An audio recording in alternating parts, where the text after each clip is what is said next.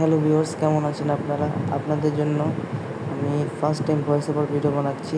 জানি না কেমন হয়েছে। যদি কোনো ভুল ত্রুটি হয় তাহলে ক্ষমা দৃষ্টিতে দেখবেন। আর ভিডিওর মেন টপিকটা হলো M590 নিয়ে। তো সে কথা না বলে শুরু করি। আমি অত আহামরি কোনো জিনিস বলবো না, আমি শুধু বলবো যে আপনি যত প্র্যাকটিস করবেন তত আপনার স্কিল ইমপ্রুভ হবে। তো প্রথমে আমরা ট্রেনিং গ্রাউন্ডে ঢুকে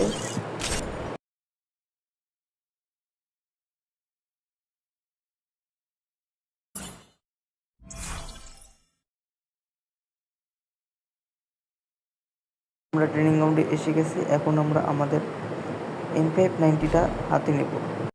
তো প্রথমটা হলো কীভাবে আমরা M590 নিয়ে সেকেন্ডে ফায়ার করতে পারবো আর কীভাবে তাড়াতাড়ি রিলোড করতে পারবো। M590 নিয়ে তাড়াতাড়ি রিলোড হয় না তা না, যখন আপনারা M590 নিয়ে ফায়ার করবেন তখন শুধু ফায়ার করবেন না, ফায়ার করে রিলোড করার চেষ্টা করবেন। যদি আপনারা রিলোড করার চেষ্টা করেন তাহলে আপনার M590 বেড়ে যাবে, বুঝছেন? আর একটা হলো কীভাবে অ্যাকুরেসিটা ঠিক রাখতে হলে ট্রেনিং গ্রাউন্ডে এসে এই 3টা বোতলের ওপর M590 জাম্প করে ফায়ার করে রিলোড করতে হবে।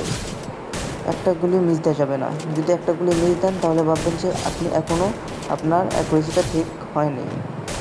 আর অ্যাকুরেসিটা ঠিক করার জন্য শুধু ফায়ার করবেন আর দিনের মধ্যে 30 মিনিট হলেও প্র্যাকটিস করবেন প্রতিটা দিন, বুঝছেন? এটা হলো আপনি কীভাবে কভার নিয়ে M590 দিয়ে ফায়ার দিবেন। এই একই কথা, যত পারেন ফায়ার করবেন আর রিলোড করবেন।